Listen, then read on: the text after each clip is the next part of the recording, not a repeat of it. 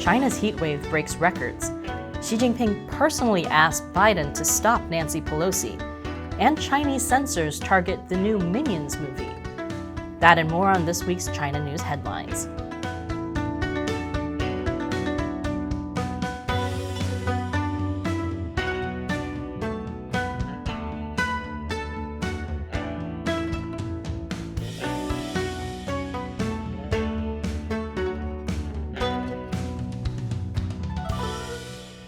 Welcome to China Uncensored. I'm Shelley Zhang, filling in for Chris Chappell, who's off doing his best praying mantis. Temperatures are soaring in southern China this week, where a record-breaking heat wave and drought are still ongoing. It's affecting an area of more than 500,000 square miles, equivalent to the states of Texas, Colorado, and California combined. Due to power shortages, factories have been shut in Sichuan province and the neighboring city of Chongqing for the second week in a row, and Chinese authorities have ordered wider power cuts in the region. And for people who do have to go to work, power cuts means there's not a lot of air conditioning, which means people are getting inventive. Huge blocks of ice to the rescue. Power cuts also mean people are taking the subway in the dark, sleeping in underground parking garages to stay cool, and eating hot pot by candlelight. I'm not sure how anyone can eat hot pot during a massive heat wave, but these people are doing it. But the heat wave isn't just causing a terrible drought and power cuts. It's also causing forest fires. Fires have broken out over the past week in the mountains surrounding Chongqing. According to Chinese authorities, those fires are now under control. It is not a good time to be in Chongqing right now. And not just because of the heat wave, drought, wildfires, and power shortages. Also because of COVID. Actually, China's zero-COVID policy. Authorities ordered more than 10 million people in the city's central urban districts to undergo mandatory COVID tests on Wednesday, when the highest temperature in Chongqing soared past 40 degrees Celsius, 104 degrees Fahrenheit. Videos on Chinese social media show crowds of people lining up for testing. This one even has smoke from the forest fires in the background. And the lines continued at night. It was so hot, several posts showed people passing out while waiting in line. Now you might be thinking, this sounds terrible. Why didn't people just refuse to get tested? Well, because the authorities changed the health code on everyone's mobile phone to orange, which restricts their movement. The health code would only turn green again after they took a COVID test. The dystopian societal control of the future is here now. More after the break. Welcome back. In the world's least surprising news, the Washington Post reports that Chinese leader Xi Jinping asked U.S. President Joe Biden to prevent Speaker of the House Nancy Pelosi from visiting Taiwan. That was during a phone call between Xi and Biden shortly before Pelosi's trip. Of course, this information comes from an anonymous senior White House official, but I tend to believe this story. Because it's like reading a headline that says, "Cats hate dogs," or "The sky is still blue and not green." Of course Xi Jinping asked Biden to stop Pelosi from visiting. It was probably the main reason he even agreed to the call.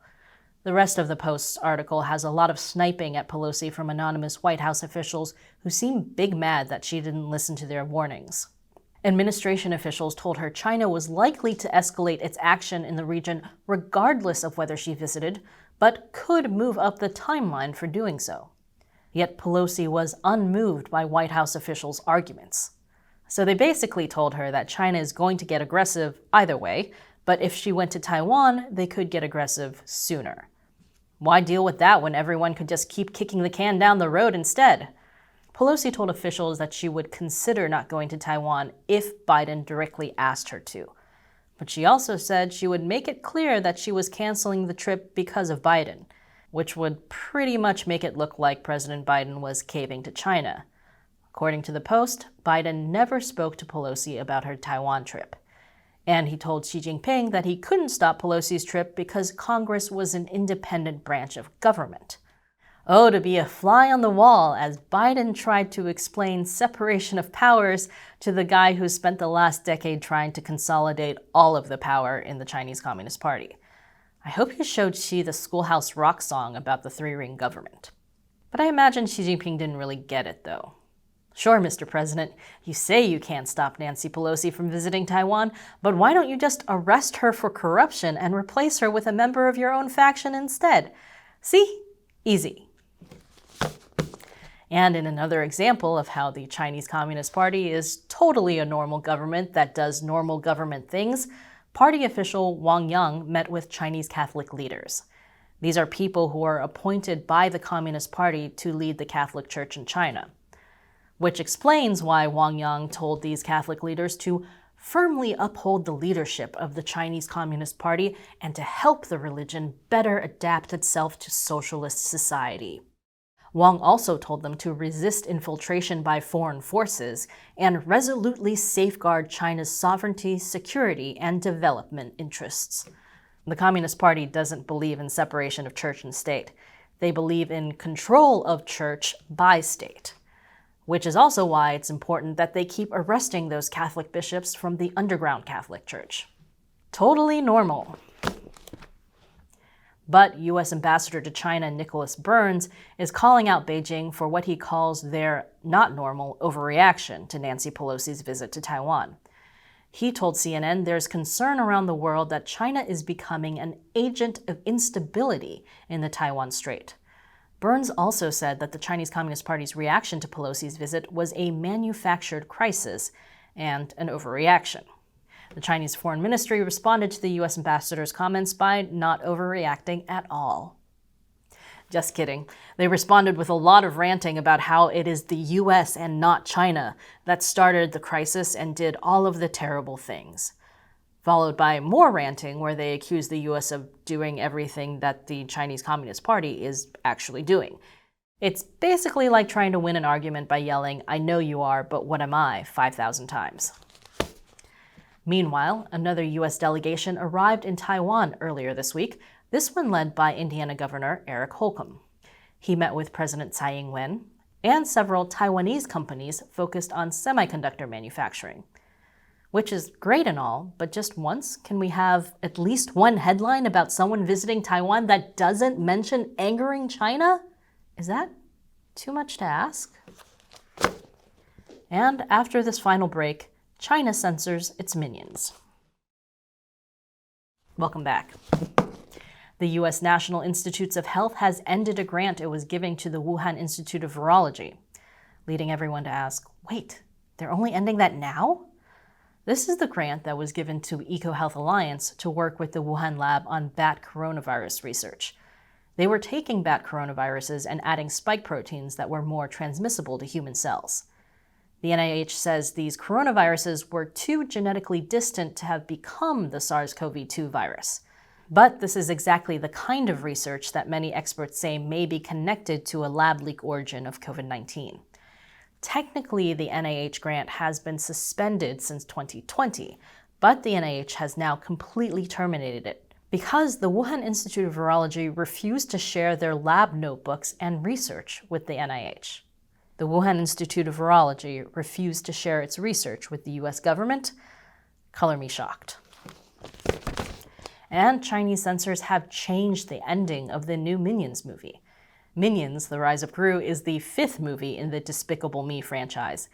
And it's a movie that stars Michelle Yeoh, Jean-Claude Van Damme, and Julie Andrews. Everything about this is weird. In the end, one of the main villains/heroes, Wild Knuckles, fakes his death to escape both the authorities and his fellow villains, and he and Gru ride off into the sunset, which is apparently not okay in China. Instead, they added a few still images to the end of the movie, which said that Wild Knuckles ended up in prison for 20 years. Sure, okay. But here's where it gets even weirder. They also added images about how Gru became one of the good guys. And here's the important part, his biggest accomplishment is being the father to his 3 girls. Heartwarming family moment? Or awkward propaganda promoting China's 3-child policy? This isn't the first time China's changed the ending to a foreign movie this year. Back in January, the ending of Fight Club was changed when it started streaming in China. The Chinese version ends with a note to viewers saying that the police rapidly figured out the whole plan and arrested all criminals, successfully preventing the bomb from exploding. Also, Brad Pitt's character was sent to an asylum. I guess in China, even imaginary friends can be locked up. Anyway, after a lot of online ridicule and international headlines, the ending of Fight Club was restored. But I guess Chinese censors have short memories. After news of the Minions ending changes broke, there was a lot of online ridicule and international headlines. And the ending of Minions: The Rise of Gru was restored. And finally, reporting on China over the years, I've heard of a lot of weird reasons for people getting detained by the police. But this is the first time I've heard of a Chinese woman being detained for wearing a kimono.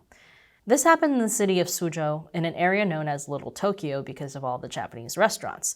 The woman was taking photos wearing a kimono and wig because she was cosplaying as a character from the manga Summertime Rendering. So this is like someone getting detained for cosplaying as Elsa from Frozen outside an IKEA. The woman managed to film some of her interactions with the police. The police yelled at her for wearing kimono instead of hanfu, which is traditional Chinese clothing. 对，类似于拍照的啊，可能是一些，如果你穿汉服来，我绝对不会这样说，对吧？